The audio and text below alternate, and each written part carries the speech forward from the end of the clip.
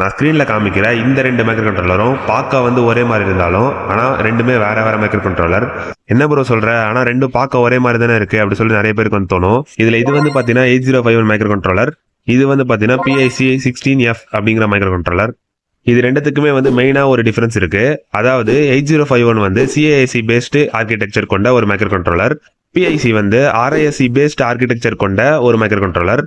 அது என்ன bro CAIC RISC அப்படி சொல்லி கேட்டீங்கன்னா, CAICனா காம்ப்ளெக்ஸ் இன்ஸ்ட்ரக்ஷன் செட் கம்ப்யூட்டிங் அப்படின்னு சொல்லி சொல்லுவாங்க.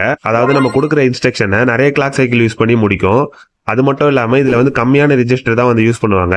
இதனாலே வந்து இது வந்து ரொம்ப டைம் வந்து எடுத்துக்கும். என்னதான் இது வந்து நிறைய டைம் எடுத்துக்கிட்டாலும் நிறைய பவர்ஃபுல் இன்ஸ்ட்ரக்ஷனை கூட இதால வந்து சால்வ் பண்ண முடியும். RISC அப்படின்னா ரெடியூஸ்ட் இன்ஸ்ட்ரக்ஷன் செட் கம்ப்யூட்டிங்னு சொல்லுவாங்க. இதுல வந்து ஒரு இன்ஸ்ட்ரக்ஷனை ஒரு கிளாக் சைக்கிள்குள்ள வந்து முடிச்சிடும். அது மட்டும் இல்லாம நிறைய ரெஜிஸ்டர்ஸை வந்து இது வந்து யூஸ் பண்ணும். இது ஒரு சைக்கிள்குள்ள முடிக்குது அப்படிங்கறதுனால இது வந்து ஃபாஸ்டரா வந்து எக்ஸிக்யூட் பண்ணி முடிச்சிடும். ஆக்சுவலா பாத்தீங்கன்னா 8051 PICயும் வந்து கம்பேரே பண்ணக்கூடாது.